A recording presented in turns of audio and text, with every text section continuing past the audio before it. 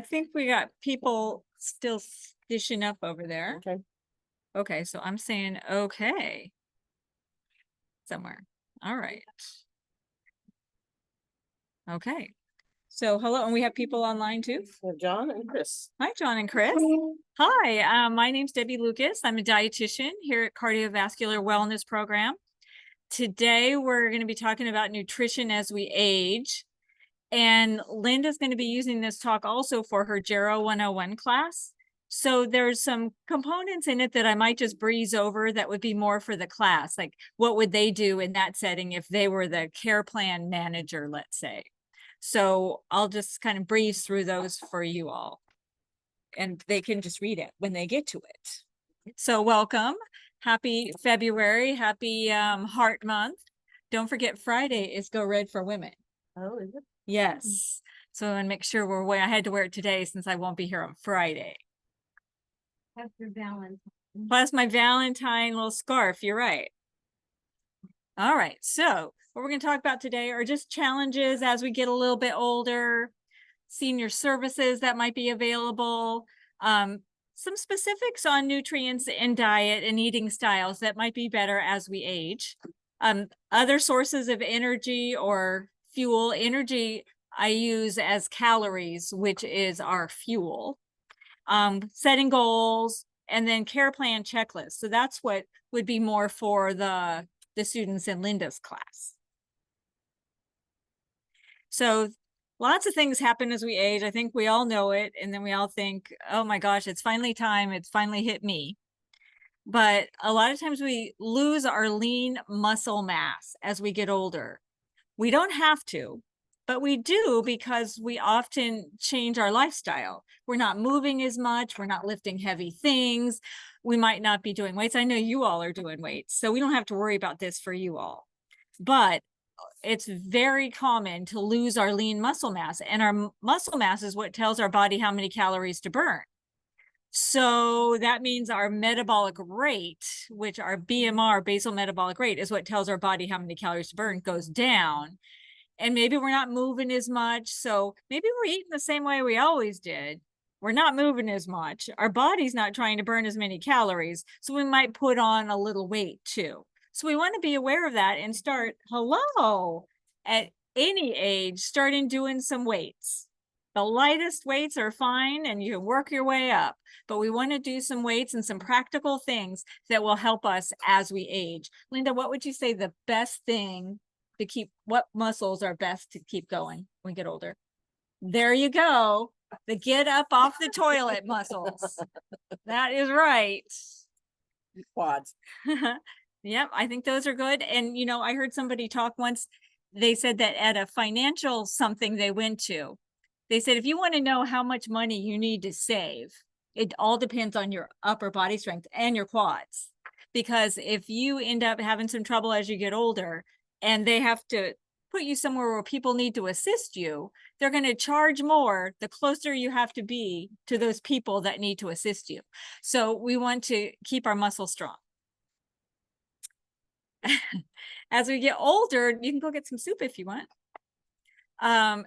We might have difficulty chewing or swallowing or digesting our food or even absorbing the nutrients we have. So when we get older, we don't have as many digestive enzymes. They don't work quite the same. We also, you know, what might happen with our chewing and swallowing is we might lose some teeth. So you see the word dentition in this a lot. That just means our teeth, our dental work. And I think we might have a separate little slide on that. And then also, as we get older, our nutrient needs might change a little bit. We want to make sure we're getting adequate protein. It's not hard, especially in our country, to get enough protein, but we want to make sure we're getting enough. If we're doing the more plant-based foods, and we're talking about that today, we want to make sure we're getting B12, although now they recommend for most people over 50 to take a B12 and vitamin D. We'll have a slide on that. And then actually our iron needs go down, but a low iron could be a sign of other problems. So Linda and I were talking about iron, and generally we don't need as much iron as we get older. And if we build up too much, then that can cause a problem. Iron actually can be a pro-oxidant. You know, we're always trying to get antioxidants. Well, iron can be a pro-oxidant. So we don't need as much. When you take a Centrum Silver or a senior vitamin, it's senior because they take the iron out because we don't need quite so much. Ladies, we don't need it because we're not having periods anymore. So we're not losing iron in the form of blood every month. But if we do have a low iron, and it happens, it's a sign of some problem. So you want to find out what that is. I'll have a slide on iron to show, in case you do have low iron, what foods are high in iron. So other things might be alcohol, and people might, especially as seniors, I think there's a certain age group that maybe we're used to having happy hour. I know my mom lives out in Lincoln, Sun City, and they do happy hours a lot out there. And so they are super happy. Yes, they are very happy, but we want to be careful about our alcohol intake. So, because if we are drinking too much, that can contribute to sleep problems. It can interact with any of the medications we're on. It can, if we're getting so much alcohol that we're not hungry, then it's replacing nutrients that help us to grow and live. And it can cause dehydration too. So we do want to be careful about alcohol. And more has come out about alcohol that sadly, there's really nothing good about it. It really, especially for brain health, they're really recommending no alcohol, which I know is super sad, but that's the science, I guess. Another thing that happens as we get older is we're on a lot of pills. So they call that polypharmacy. And you know, it gets darn confusing. And sometimes you think, look at that handful of pills. Some people might have to take that once or twice a day. And so it gets confusing. Some of the regimens are very complicated, especially if you have diabetes and you have to take insulin sometimes, and you have to check your blood sugar, and you've got to take it in relation to your meal timing, or even a lot of medications you have to take in relation to your meal timing. So it can get kind of complicated. I'll have a slide on that. We got to be careful about too much salt, sodium. We got to be careful about dehydration. We might be in a financial straits, you know, as we get older. So then how are we going to afford these pills and the right food and to get the exercise we need? We want to be careful about food safety. People who are older are more prone to getting foodborne illness, or let's see, what did they just recall today? I just saw it on the news. Something that was sold at Walmart, a plant. And it caused people to get sick. Oh, it's broccoli. It was broccoli that was already cut up. A certain brand that came from Walmart. So they just recalled that today. Is it bacteria? Yeah. Well, you know, they didn't specifically say. They said it can make people sick. I know a couple weeks ago, there were potato chip recall, I think, or some kind of a chip recall. And it was because they didn't list milk on the label, but it contained milk for people who have milk allergies, which some of us go, oh, I don't have a milk allergy. I'm okay with that. But broccoli, I think it's a bacteria. And I was at the gym and reading like the little crawler. So if you miss it, you don't know exactly what happened, but I'll have to look into that one.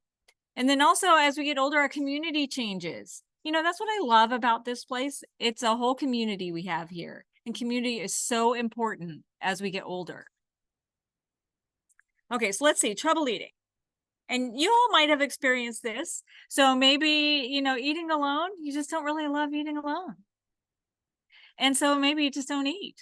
Or maybe you don't make the best food choices because you just don't feel like eating. So we do have in our area senior meals where people can go and have a meal with another group of seniors. It's usually at lunchtime. If you don't love eating alone and you live in a neighborhood, maybe you could have potluck with your neighbors or your family or your friends. Or maybe you could cook with a friend. You know, I love cooking with people. I have a group of women. We've been together for, I think, over 12 years. And once a month, we get together and cook together.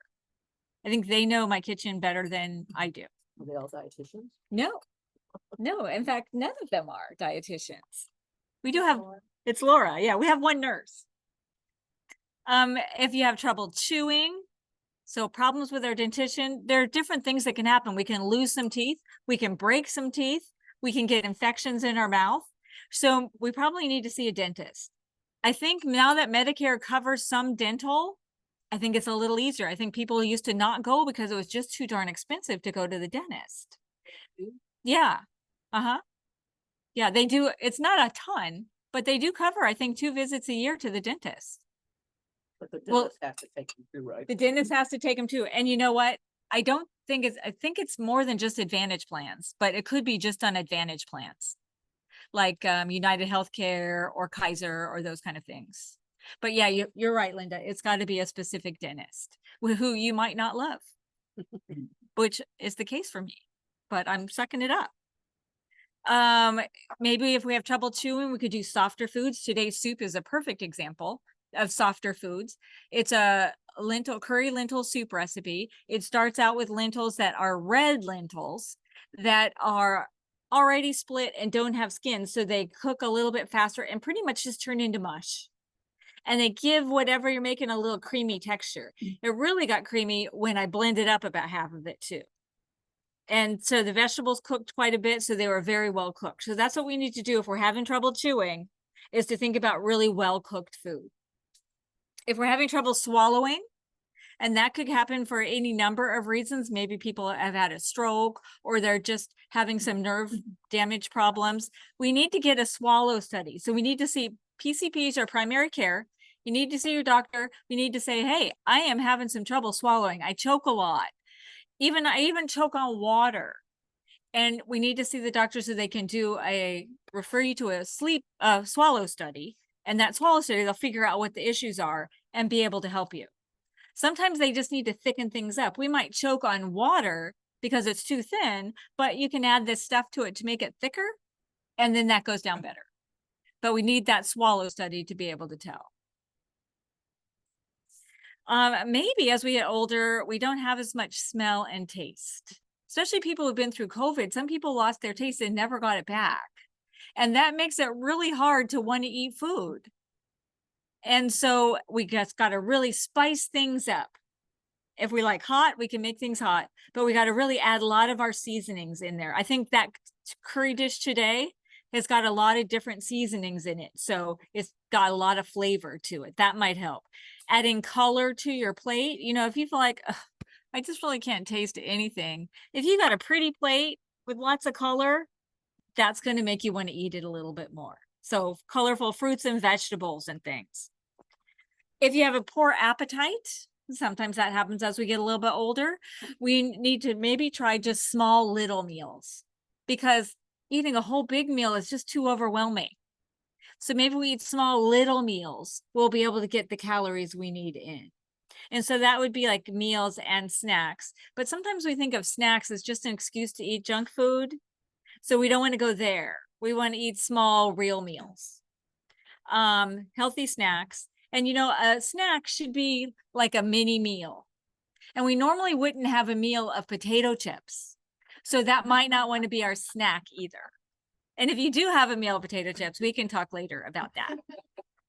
And if you're really having trouble eating, this is a great time to talk to a dietitian. And you know, Medicare does cover a lot of dietitian visits. So we could ask a referral, or ask me, or ask some of our student interns here, and we can help you out there. I think Kaiser absolutely does. They do a great job with their nutrition. You are right. Sutter has dietitians too. It's just, you often have to pay for it. And, you know, we don't always want to go pay. some medications suppress the appetite. That's absolutely right. Some medications can suppress your appetite, but we still got to get our calories in that we need. So we try the small frequent meal route. And usually if you don't have much of an appetite, what we try to do is not waste a single calorie, meaning everything you put on your plate and put in your mouth should be something that's nutrition filled, because we don't want to waste it. Just like when kids are toddlers, you don't want to give them junk food because their tummies are so small and you wouldn't have calories to grow. Well, we need that too. We need good, healthy foods when we do have an appetite. If you have trouble cooking or feeding yourself, there's referrals for that too.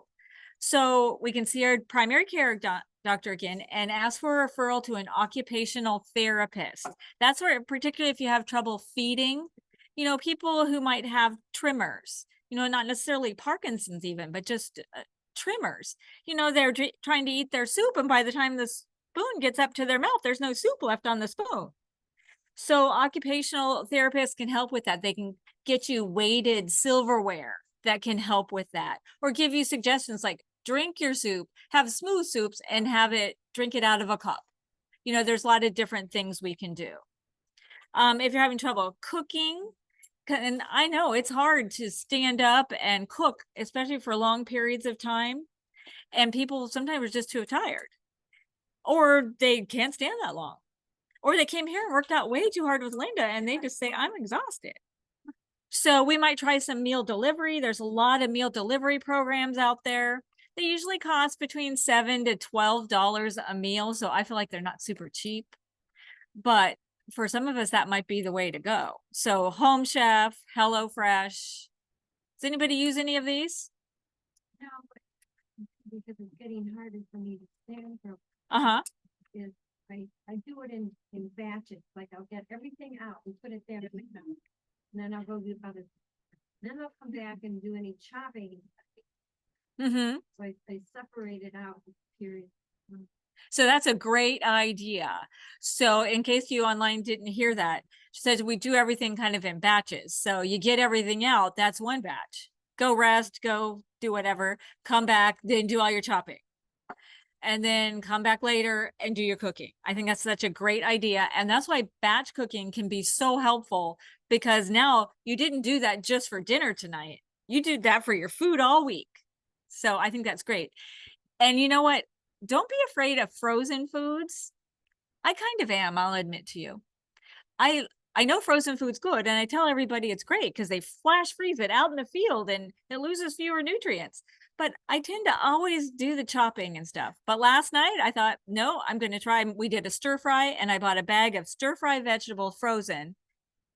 It was ready in minutes and it was fabulous.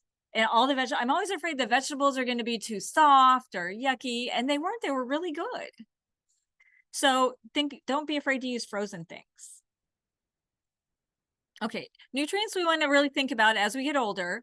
We want to make sure we're getting enough protein. And like I said, most Americans do get plenty of protein. But if we're not eating a well-balanced diet, if we don't have much of an appetite, we might be missing out.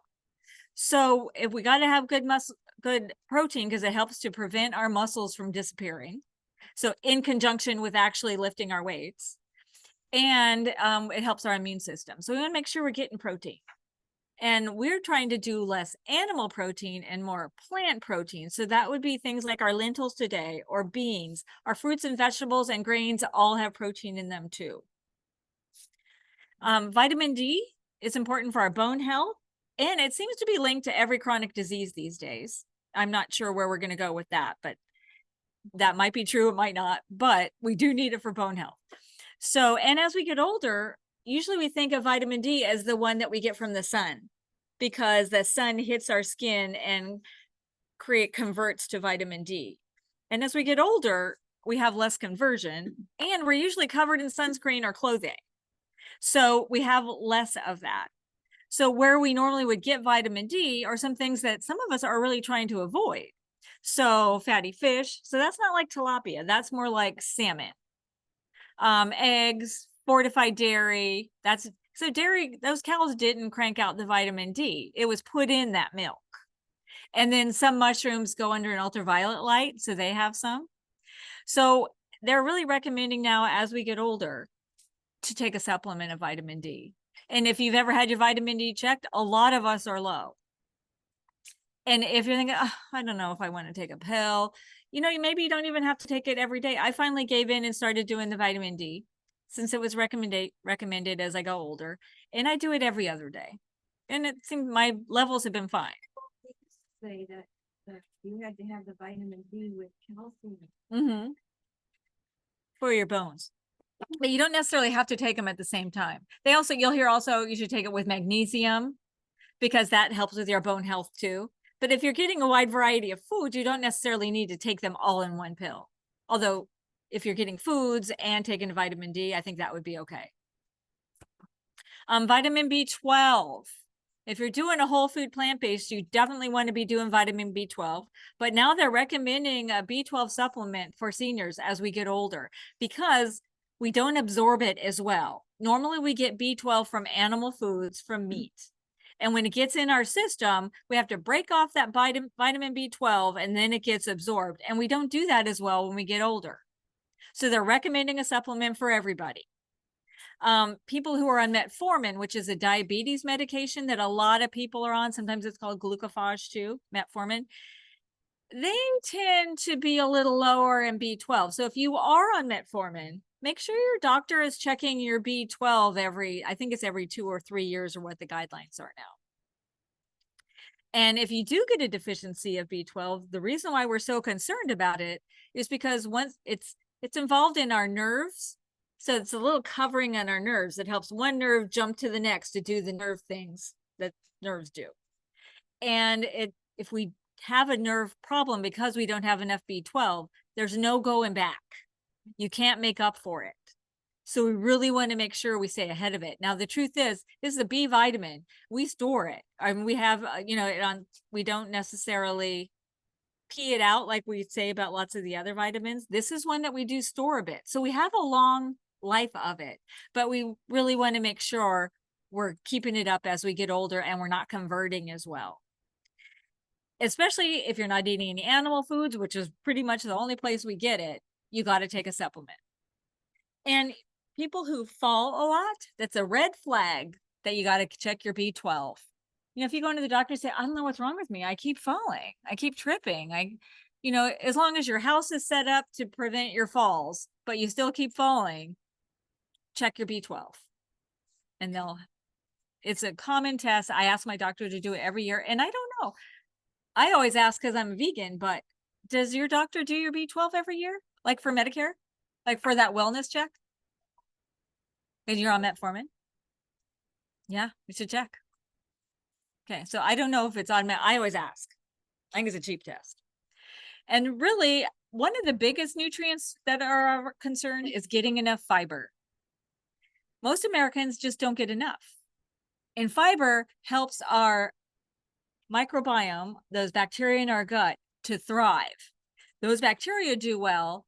They help reduce inflammation in our bodies. So we tend to not get as much fiber in our country, period. But as we get older, we want to make sure we're keeping up with our fiber. A dish like that soup today and those beans, I didn't say thank Ron for his beans. We got a lot of fiber today. So here's just my iron. Again, as we get older, I don't think this is as much of a concern.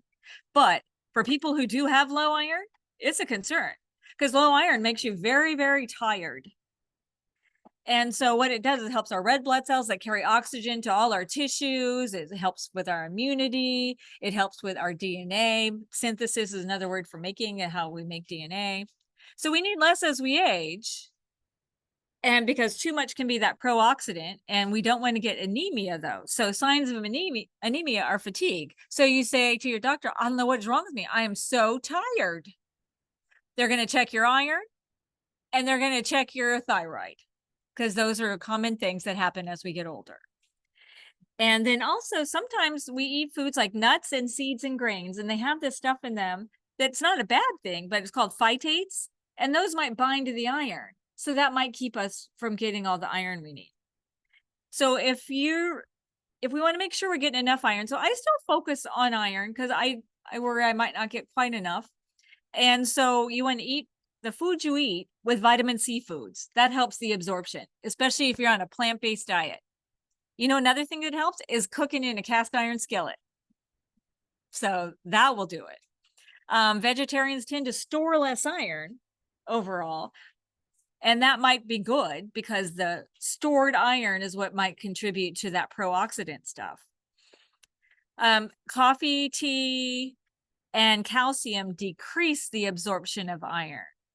So I remember once, I can't remember what I was doing it for, but I had to make a sample food log for somebody. And somebody said, why are you having your food with tea? because tea will block the absorption of calcium and iron. And, you know, they were right. So I changed it up.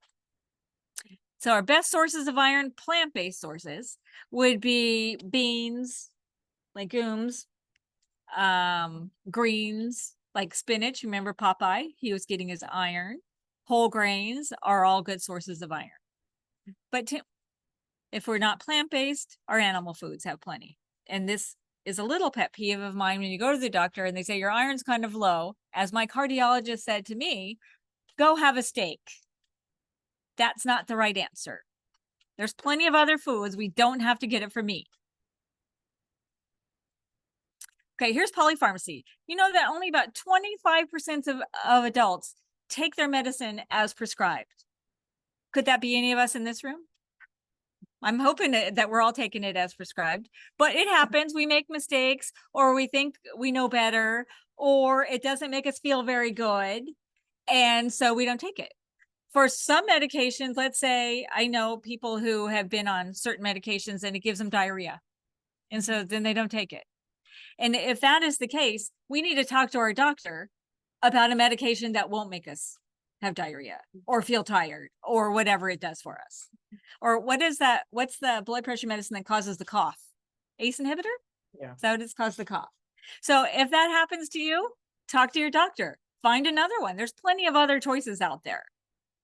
And some of these regimens are so complicated. So we need to have very simple instructions. So if you're going to the doctor and they're just saying, yeah, do this, then this, and this, say, could you write that down? Or bring a family member with you or someone you love who will be able to help you kind of sort through that. And in this case, again, this would be more for the students, but they could refer to a case manager, and that case manager can get them help. And this is true for you too. You have a case manager at your primary care, and that case manager can help you get a less complicated insulin regimen. And if you need any assistance, they can help with that. They can let you know what's available. Yes.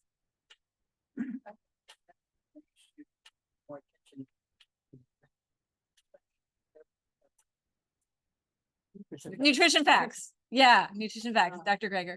I always thought the goal is to fit, be totally or as much as you can plant-based, you can get healthy. So is that different than? No, that's an absolutely awesome idea. And that's what I would like to do. I think that's what we all want to strive for. I think that's why we do that. So you're absolutely right.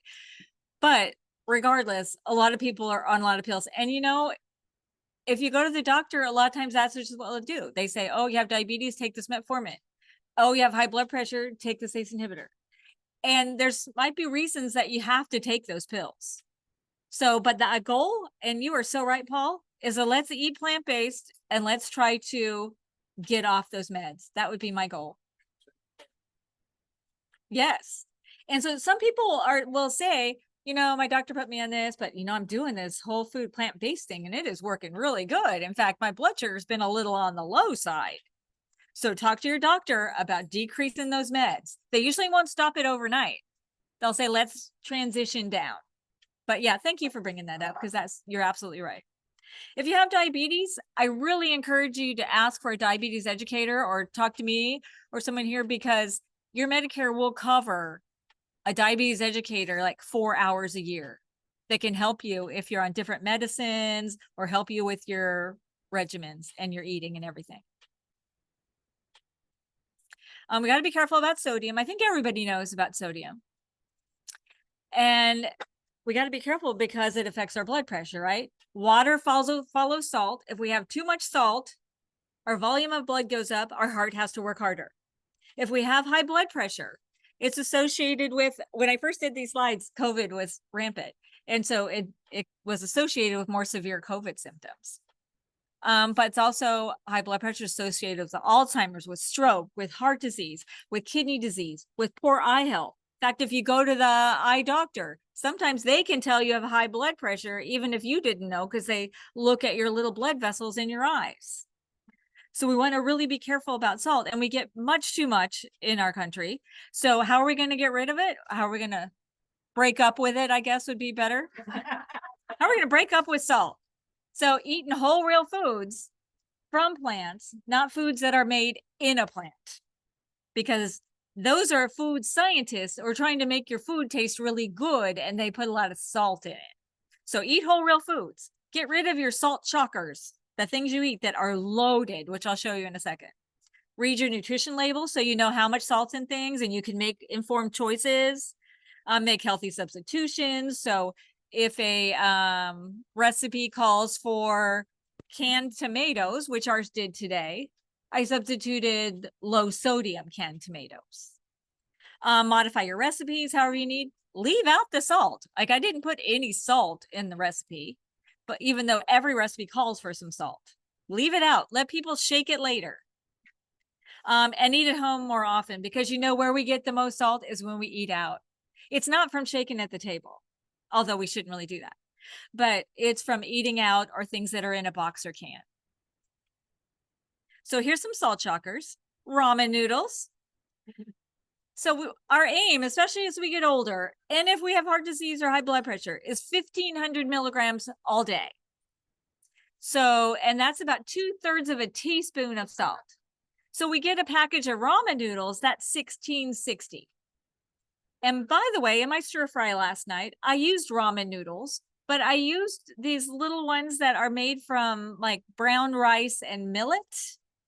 And they're the same little square that you think of when you think of ramen noodles, but they don't come with the seasoning. So there's no salt and they weren't fried before they got in that package, like traditional 10 cents a pack ramen are. So I really like those. I get them at Costco and they're really quite good. What about tomato soup? I mean, I grew up on Campbell's tomato soup. 1 cup, $9.60. Who eats just 1 cup? Come on. We eat the whole can. So we got to double it, right? But then we say, well, I'm watching my salt, so I'm going to go to Campbell's Healthy Request. Not substantially lower. Or what if we switch to Progresso vegetable soup? Actually, that is pretty good. But if I'm going to eat the whole can, which I am, that's 1,000. I only have 1,500 all day. So I just used up my budget. So, I mean, the answer to this is to make your own soups, which I know can be a hassle. And I know if when you're making your soup, you use low sodium everything, low sodium broth, low sodium canned tomatoes, low sodium beans. If you're using canned things, that's going to help keep it lower. Yes. So if you have Progresso soup and you add a package of frozen vegetables to it, Uh-huh. in a healthier way. I think anything that you add a bunch of veggies to is going to make a big difference. But yeah, you're right. If you ate Progresso vegetable soup, you could, even if you add a bunch of veggies, you might be able to get away with that 1 cup. And then you just had 500. But if you dilute the sodium, but you still are putting that sodium in your body. If you still ate the whole can, you could. But I think that's a great idea. Throwing vegetables into everything is a great idea. We want to stay hydrated. Has anybody here suffered from dehydration before? Oh, isn't it the worst? Yeah. You don't recognize it. You can't even think straight. It's so horrible. So we got to really be careful about hydration because we have less total body as we get older, and we're more sensitive to like heat or fever. If you have fever, you're more risk of getting dehydrated. So we want to take sips of water, milk. I don't generally recommend juice, but juice would count as a fluid too, between bites during your meals. Add liquids throughout the day. Don't wait till you get thirsty, because really our thirst mechanism lags behind our hydration level. So don't wait to get thirsty. Have a plan for your fluids. Drink a full glass of water when you're taking your pill. You know how sometimes you take a pill and you just take a swallow? Maybe drink the whole glass. Maybe. I don't know. Have a glass of water before you exercise and after. Have fluids that don't have added sugar, because that's just not going to help anything else, even though that does count as fluid. Alcohol in moderation, because alcohol can be very dehydrating. And some people, though, they don't want to drink because maybe they don't want to wake up all night peeing, or maybe they have problems with bladder control. So we need to talk to the doctor. You need to be real open about these things, or call the triage nurse, depending on what your health system is, because they can find some ways to help you with that. And don't forget that your foods are filled with water, because generally we say, oh, 6 to 8 ounce glasses of water a day. But really, if you're getting plenty of water-filled foods, fruits, vegetables, they're going to fill you up too. So you don't really need to get that much. And if you really have trouble getting your fluids in and you have suffered from dehydration, maybe have a big container that you even mark so you know how much you're getting all day. So you make sure you're getting plenty of fluids.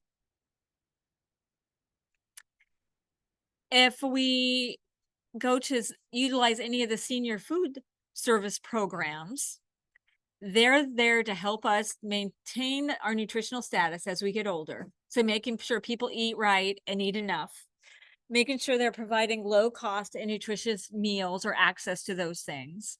And they also have an opportunity for social interaction. A lot of these changed during COVID, but when I called, when I was preparing this class, most of them are back. It's not generally every day. Some places are every day. Some places are once a week. Some places are once a month, but it's a great time to go get a good meal and interact with people, because that brings back to our sense of community. So they do it with this congregate meals to group meals. They also have Meals on Wheels. That's generally for just people who are homebound, who can't get out. And the way I think Meals on Wheels works now is that they bring you a meal like at lunchtime and something else for dinner. So I think they bring you kind of two things or something for the next day. Then there's the Senior Farmers Market program for low income people. And again, if you don't know about this stuff and you're not sure what to do, talk to the case manager at your doctor's office. They can be super helpful with giving you the resources that you need. And because I'm sure there's paperwork to fill out and income stuff. And then there's SNAP, which is Supplemental Nutrition Assistance Program, and that is like food stamps. So we might be income eligible for that too. So I would talk to, in fact, ask your doctor, can I talk to that case manager if you have any of these issues that you'd really like some help with? And sometimes it's really hard to fill out all that paperwork, I know. So ask them and they will help you. Part of that picture, you might have to be on Medi-Cal to qualify. Oh, you're right. Yeah, Which is part of the paper. but they'll help you with that. Foodborne illness, food poisoning. Anybody suffered from this before? I have. Yeah. Oddly, my worst was in my microbiology class in college, and we had a potluck, and I was sick for 2 days after that. So no more eating with bacteria laying around. But as we get older, we're at higher risk, 65 and older. Our GI tract, your digestive system, holds foods for a little bit longer, so bacteria have a little more time to thrive. We don't have as much acid in our system, and that acid in our stomach is really meant to kill this stuff. So also the liver and kidneys might not properly get rid of the foreign bacteria and toxins. So if we eat something, oh, there's our less acid production. We have more chance of getting sick from it. So we want to keep foods out of the danger zone. And I just did a training for people who work in restaurants, and the danger zone has changed a little bit. It's actually now 35 to 141. But for just regular us folks at home, 40 to 140 is still the standard. And so we want to make sure that we keep everything clean. We're washing our hands, we're washing our surfaces, we're washing our cutting board. We're separating things. So in this picture, they're cutting some raw chicken up on the cutting board. What might raw chicken have?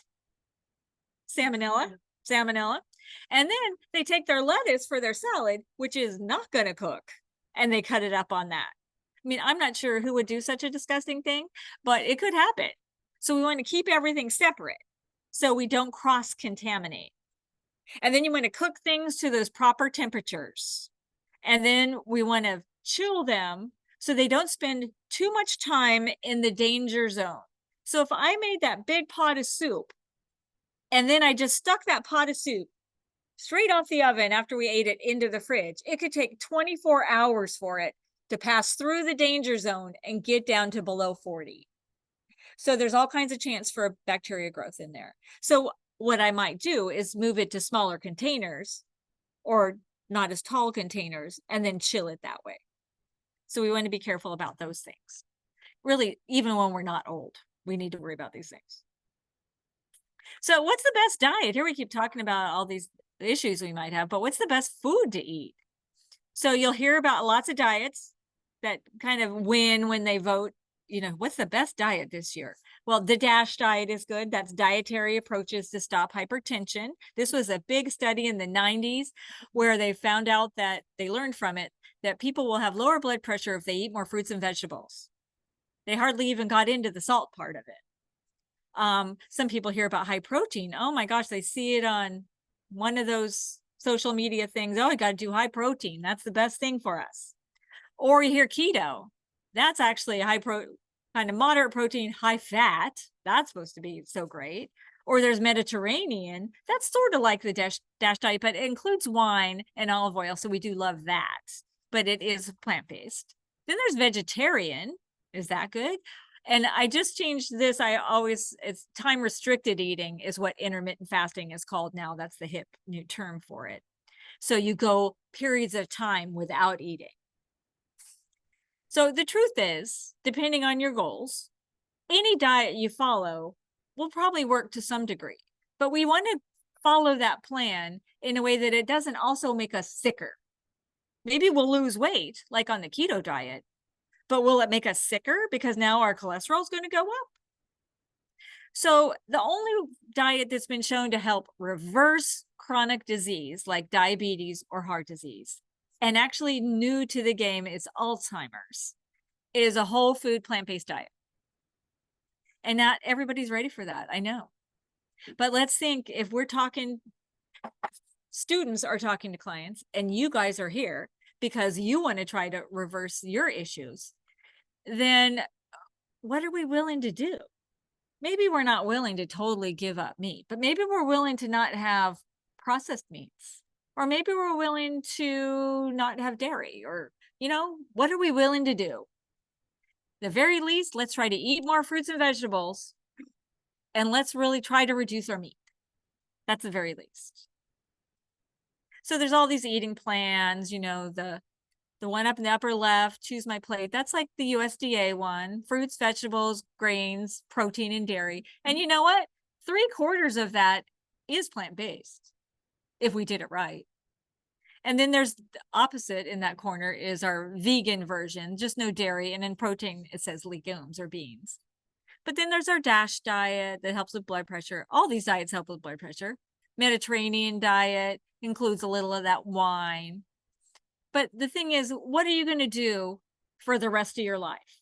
And I will tell you, over the years, I've had so many clients say, I want to do keto because I need to lose weight. But I've never seen one of them do it for the rest of their life.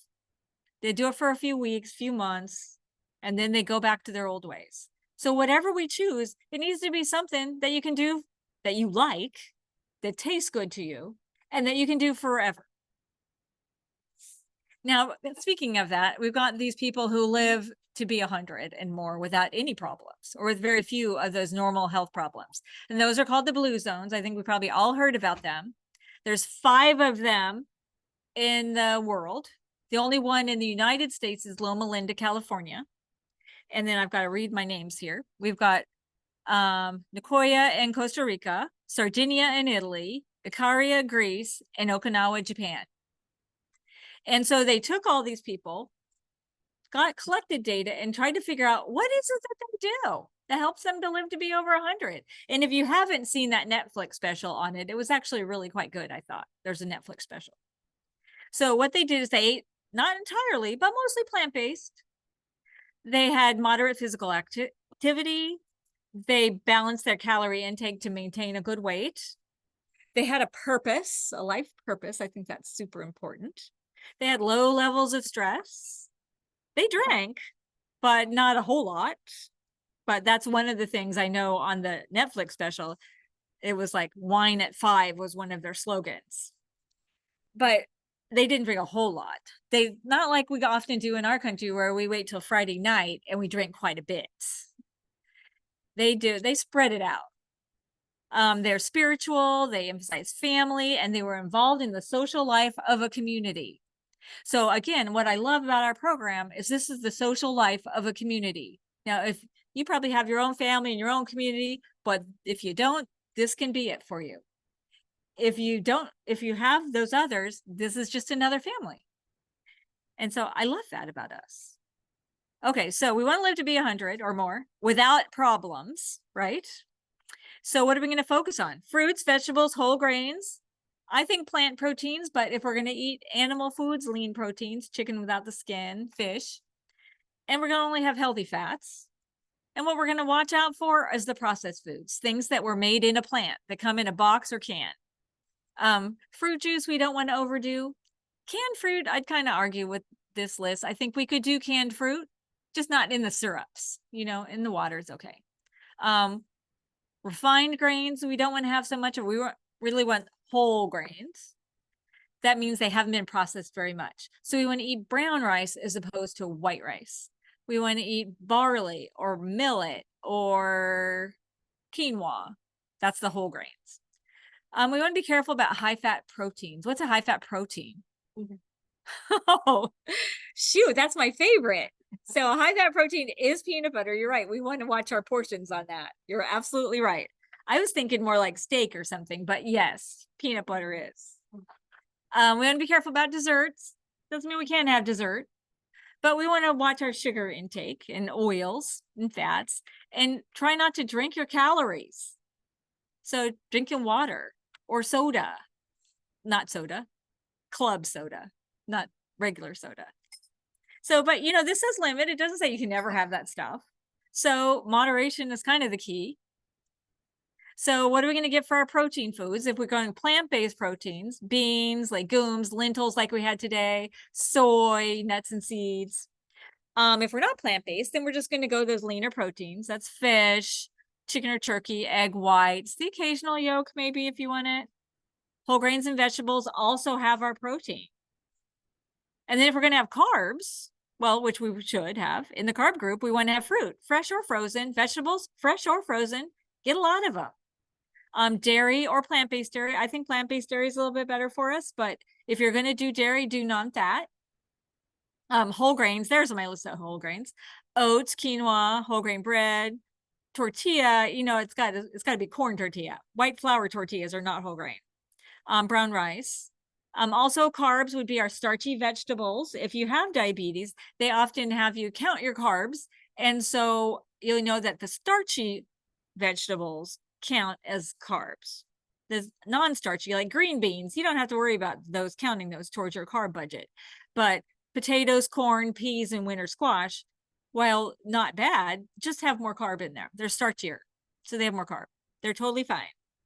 And if we're going to have fats, we're going to try to have plant fats, not animal fats. So that would be like avocado, olive oil, the nuts and seeds, small amounts because of our peanut butter. And we're going to limit the animal fats like butter, lard, meat, dairy. We just watch out for those. So these would be our best food choices. And you know, everybody eats differently. And so one thing, if students are listening to this when they do for Gero 101, I want to say, we need to see what people are eating. You guys are like, I'm preaching to the choir because you're already so good. But I've had patients who all they ate all day were French fries. That's what they ate. So we got to see what people are eating so we can help guide them this way.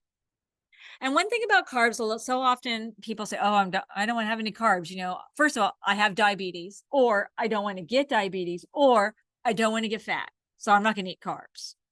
Well, carbs don't cause diabetes. It's a big myth. But the typical American diet does cause diabetes. Eating that processed foods, eating larger portions, eating white flour stuff. So if we eliminate carbs, like on a keto diet, you know, our blood sugar gets really good because we didn't eat any carbs, not because it's taken away our diabetes. In fact, typical American diet adds fat to our cells, and then now our insulin doesn't work as well. So what we want to do is not eat those foods that cause the buildup in our cells. That's going to help our blood sugar. So eating carbs is fine. Good quality carbs. Okay, and there's our fiber. You know, none of us well, we do, but in the country, we don't eat enough fiber. So it's only in plant foods. It's in whole grains. It helps with constipation and diverticulitis. It helps reduce risk of colon cancer. It helps with our gut microbiome, as we said before. So where are we going to get our fiber? All the things we've been talking about eating. Fruits and veggies, beans, lentils, peas, nuts and seeds, our whole grain, breads, pastas, brown rice, wild rice, which I think wild rice isn't that really a grass. Barley, there's more whole grains. Barley, bulgur, quinoa. Israeli couscous and farro aren't necessarily whole. You got to get the ones that are the whole grain ones, that they haven't peeled off all the outer fiber. And bran, wheat, and oats. So we want to make sure we're getting these foods throughout our day, along with our fruits and vegetables, along with a decent protein source like our beans, and then we're going to be just fine. What's a good percentage? Like, when I do look at the food people, Mhm. it's dietary, you know, like 1 or 2, and is there an optimum number or just seeing that there's? So that percentage on your label, thanks, Paul. That was a really good question because I think that percentage on your label is really confusing. It'll say like fiber, 10 grams, and then there'll be a percentage, and that's the percent daily value. So what that says is if you're the typical American and you're eating 2,000 calories, you need to get 25 grams of fiber a day. I think they might have just raised that to 30. So if you eat this, you just got 30% of that. So to show something that has a lot of it in it, 20% or more means it's an excellent source of that. But it's not what we should get all day. It's just a portion. It's just telling you, based on the grams, that's the percent. Based on if you ate this and you ate that much of whatever it was, then you ate that percentage of all the fiber you should have all day. So it's kind of deceiving. That's the amount of fiber from that product. Yeah. No, I know it's super confusing. I thought they might change that when they redid labels, but they didn't. But thank you. That's a good question, Paul, because it's super confusing. So inflammation is something we hear about a lot. So I'm going to throw this in too, because inflammation is like if you were to cut your hand, it gets kind of inflamed, or that's not a good example. It does get inflamed, but you twist your ankle, it gets inflamed to protect your ankle. That's the inflammatory response, an acute inflammatory response. But chronic inflammation is when your whole body is involved and you don't see it. It's inside, and it contributes to chronic diseases like heart disease and cancer and Alzheimer's and Parkinson's. And it could be because of genetics. It could be because we have a sedentary lifestyle. It could be because we don't in our country have a good diet. It could be because we have too much stress. Stress increases inflammation. It could be because we're exposed to certain toxins in our world or secondhand smoke. So we really want to take care of our inflammation. And symptoms might be some of those chronic diseases like obesity or type 2 diabetes. It can contribute to cancers. It can contribute to mood disorders or our behavior. So we want to just really be careful about this inflammation. So an anti-inflammatory diet would be just what we're talking about, of course. Whole foods. Fiber is the best thing because that feeds that bacteria in our gut, and those are anti-inflammatory. So here's some you might read about or hear about. Turmeric in our dish today, by the way. Green and black tea, some omega-3 fatty acids, onions also in our dish. There's our fruits. Vitamin D tends to be anti-inflammatory. A lot of our spices, so we put cumin in our dish today. So that also is an anti-inflammatory. Beans, nuts, seeds, whole grains. All those are going to be our anti-inflammatory food choices. So if we're trying to go more towards plant-based, eating less animal stuff, animal foods are inflammatory, including our dairy. So we're going to do good if we don't have to eat these specific foods, but if we're eating more whole foods, we're going to be good. So now I think I probably have 5 more minutes. So if we're going to plan our meals, here's a way to think about it. Does anybody know what they're having for dinner tonight? Good for you. I was telling my friend Jill, after I'm here, I usually walk with her. And I said, nobody ever knows what they're having for dinner tonight. She said, I don't either. And she's a dietitian. but I think it's good to plan ahead. But here's a way to think about it. Have a fruit and or a vegetable at every meal. Have a whole grain or a starch with every meal, and have a protein source at every meal. There you go, the end. But as we get older, as we talked about, it's harder. Sometimes we get tired. We got to do things different ways to make it work for us. So maybe we plan a menu for the week so we would know what we're having for dinner. Maybe we batch cook for the week. Last time John and I did a demo, we had cooked a big pot of beans and a pot of rice. And then we could also grill up some veggies too, or roast them in the oven. And now you've got all kinds of things you can do with that through the week. So you don't have to cook every single day. Maybe you chop up your fruits and veggies when you get home from the store for the recipes that you're going to make this week. So maybe you have some onions and you know you're going to do one that you need them diced and one that you need them wedged and one that you need them in rings or whatever. So maybe you cut it up at once or during that time that you're feeling a little stronger. Or you get all your greens washed up so they're all ready to go. Or you wash your strawberries or your fruit so it's all ready to go. So when you reach into the fridge, you've got it already ready. Make a big salad in advance so you don't have to make a big salad because the hassle with salad is all that chopping. So you make it once and now you have it all week. And I used to do this 5 days a week. I would have it and it would last all week in my little Tupperware container. Maybe you could do shortcuts like overnight oats. So you put it together at night, you wake up in the morning, it's ready to go.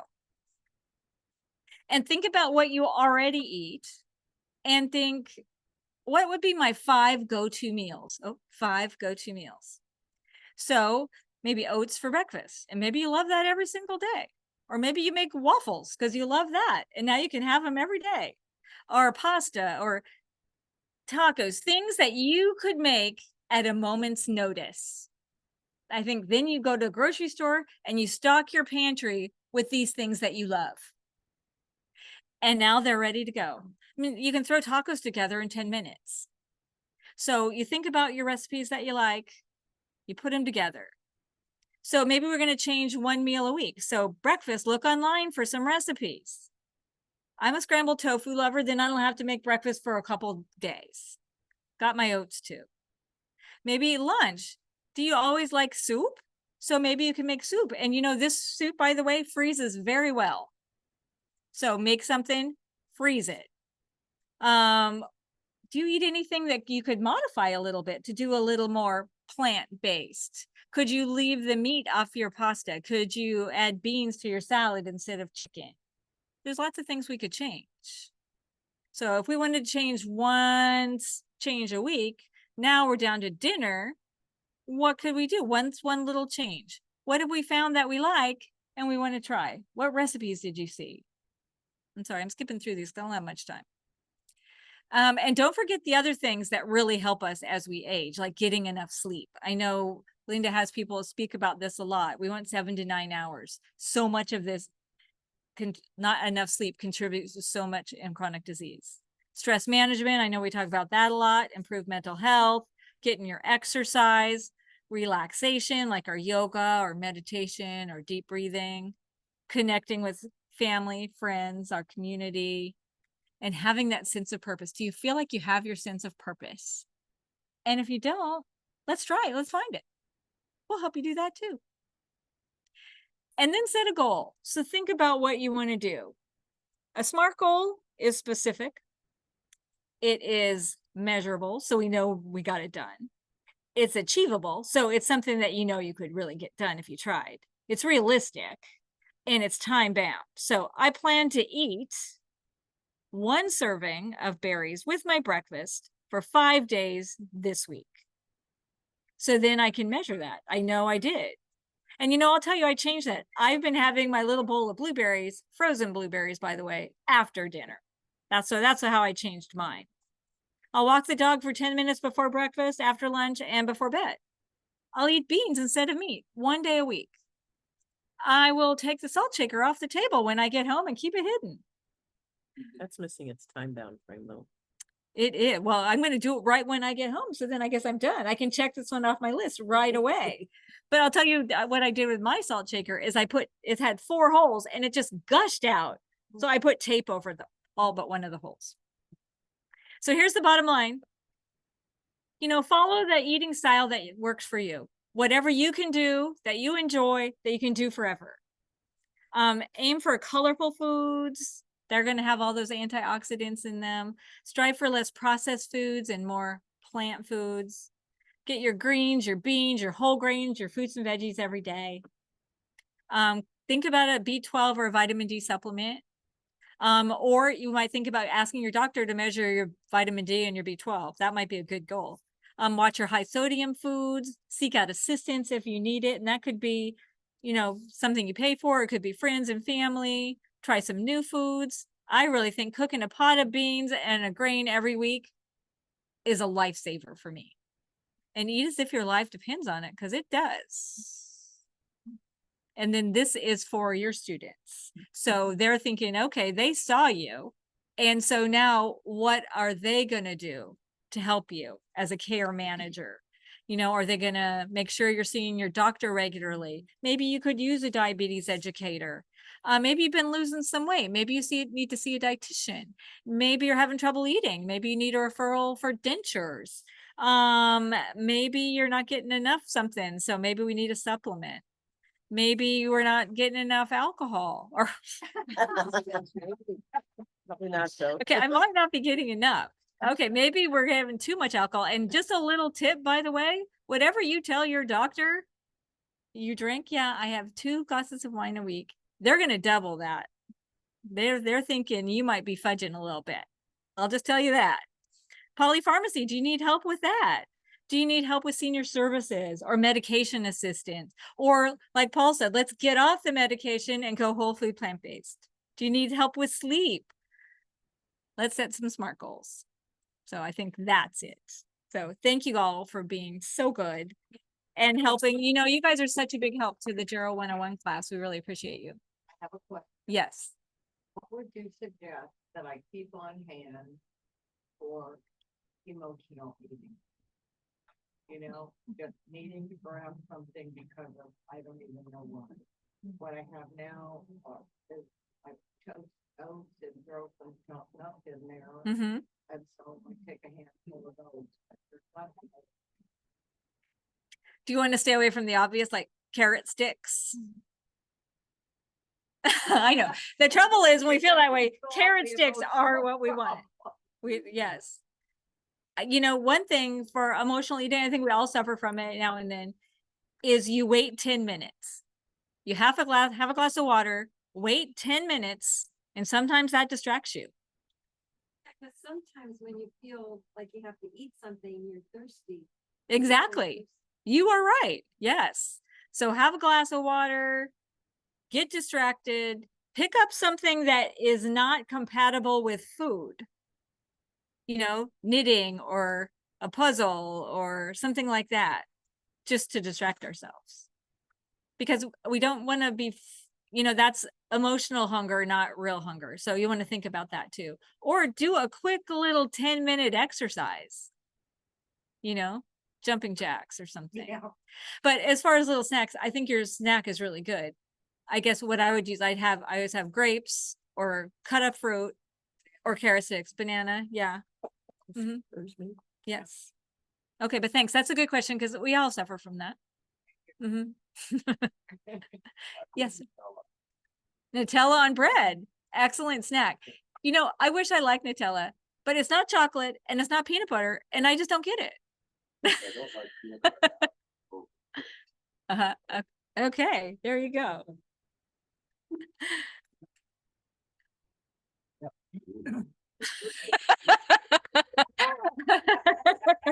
People love it. I don't understand it. Okay, well. Okay. So how is that